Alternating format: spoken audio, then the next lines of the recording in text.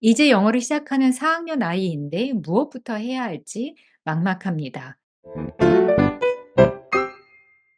안녕하세요. 대치동 리아쌤입니다. 오늘은 밀착 코칭 시간인데요. 문의해 주신 내용을 보면서 같이 이야기해 보도록 하겠습니다. 자, 4 학년 남학생이고요. 그동안 한글책은 꾸준히 잘 읽어왔다고 합니다. 그런데 학교 영어 외에 따로 영어 공부를 한 적은 없대요. 이제 영어를 시작하는 4 학년 아이인데 무엇부터 해야 할지 막막합니다. 이렇게 문의해 오셨는데요. 자, 4 학년에는 어머님들이 문의를 참 많이 하시는 것 같아요. 왜냐면 3-4 학년은 어떻게 중학년이라고 해서 우리가 넘어갈 수 있는데 4 학년이 딱 넘어가면 어때요? 이제 5 학년, 6 학년이 되면 우리가 뭐라고 부르냐? 고학년이라고 부르죠. 그러니까 고민들도 많으시고 그동안 공부를 안 해 왔다고 할지라도 '이제라도 해야겠다.' 이런 생각들 많이 하시는 것 같습니다. 자, 답변을 드리면요. 일단 그동안 영어 공부를 안 해 왔고 학교 공부 정도로 해 왔다고 하시는데요. 그래서 마음이 조금 급하신 것도 같아요. 하지만 이제 급할수록 우리가 챙길 것들은 빠뜨리지 말고 꼭 잘 챙기고 가야 하니까요. 제가 챙겨야 할 것 가장 기본적인 것 두 가지를 말씀드리도록 하겠습니다. 두 가지를 꼽으라고 하면 지금 4 학년이기 때문에 저학년이면은 쪼끔 접근이 더 달라질 수도 있을 것 같고 미취학 아동이면 또 다를 수 있는데요. 4 학년이라고 하니 우리가 파닉스를 한번 정리해 주셨으면 좋겠습니다. 자, 첫 번째 파닉스 정리해 주세요. 뭘로 정리를 해요? 기본적인 책들 있잖아요. 유명한 책들.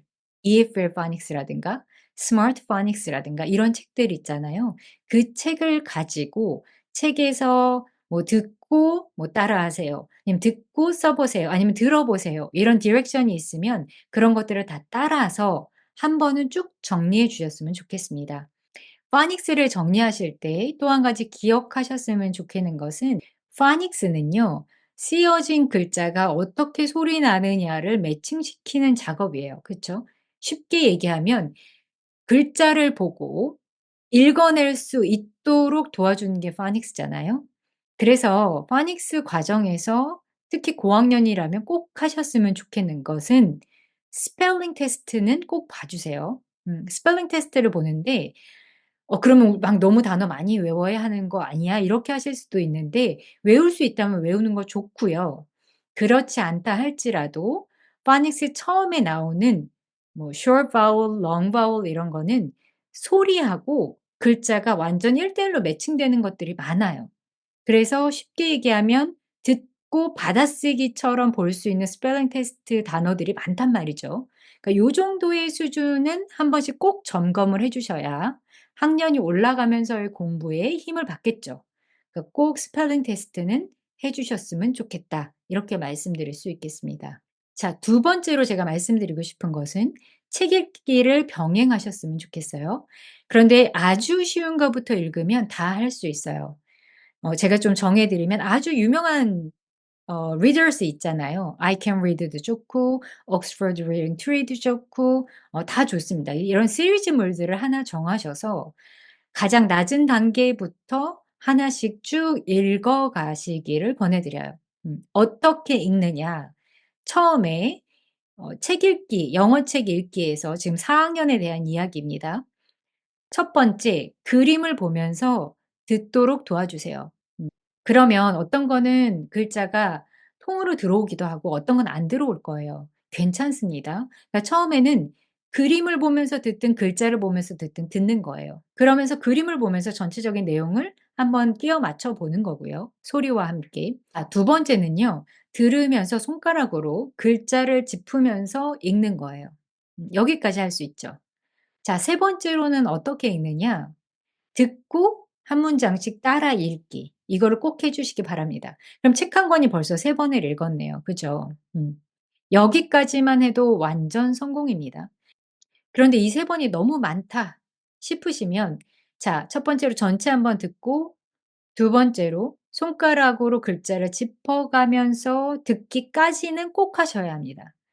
그래야 아이들이 파닉스랑 리딩 컴프레hension이 따로 놀지 않아요. 영어 책 읽기는 여러 면에서 커버해 줄 수 있는 것들이 많거든요. 그래서 파닉스를 해서 단어를 단편적으로 아는 것뿐만이 아니라 그런 단어들이 글 속에서 어떻게 등장하고 있는지를 아이가 계속해서 경험해 가야 나중에 reading comprehension이 되는 거예요. 그래서 첫 번째로 파닉스 정리해 주세요. 두 번째로 readers 하나 시리즈물을 정해서 책을 읽도록 도와주세요. 이렇게 두 가지 말씀드렸습니다. 영어책 읽기 방법에는 여러 가지가 있지만 이 학생의 경우는 딱 여기까지 일단 시도해 보시고 그다음에 그것이 어느 정도 익숙해지고 나면 그다음에 문의를 또 해 주시면 좋겠습니다. 처음에 너무 많이 제가 알려드리면 사실 헷갈리고 뭘 적응해야 할지 잘 몰라요. 그래서 요 두 가지를 꼭 기억하셔서 엄마표로 진행하시든 그쵸? 아니면 개인 선생님이 오시든 아니면 공부방을 가든 뭐 대형 학원을 가든 어디를 가든 간에 학원에서 이런 것들을 다 챙겨 주지 못한다 할지라도 집에서는 꼭 한번 이렇게 훑어 주셔야 5 학년 6 학년 가서 중학교 과정을 준비를 할 때 충분히 잘할 수 있는 기반이 마련되는 거예요. 시간이 걸리더라도 파닉스 정리해 주시는 것과 영어책 readers 낮은 단계의 readers 읽게 도와주시는 것 이거 두 개는 꼭 하시길 바랍니다. 얼마 동안 해야 될 것 같아요? 짧으면 3 개월인데 사실 한 6 개월 정도 걸릴 수 있거든요. 5-6 개월 걸릴 텐데 그 기간을 잡고서 5-6 개월에만 끝나도 괜찮은 거예요.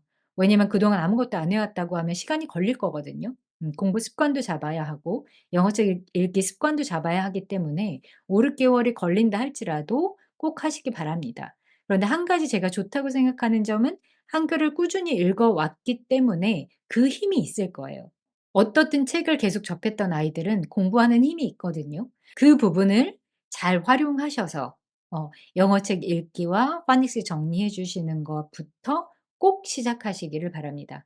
여러 가지 listening, reading, writing 여러 가지 과목이 있고 우리가 그거 하나하나 다 챙겨야 하는 것이 맞지만 처음부터 그냥 끼어들지 마시고 이 부분들을 다져 주신 다음에 그다음 단계를 가시기를 추천드립니다.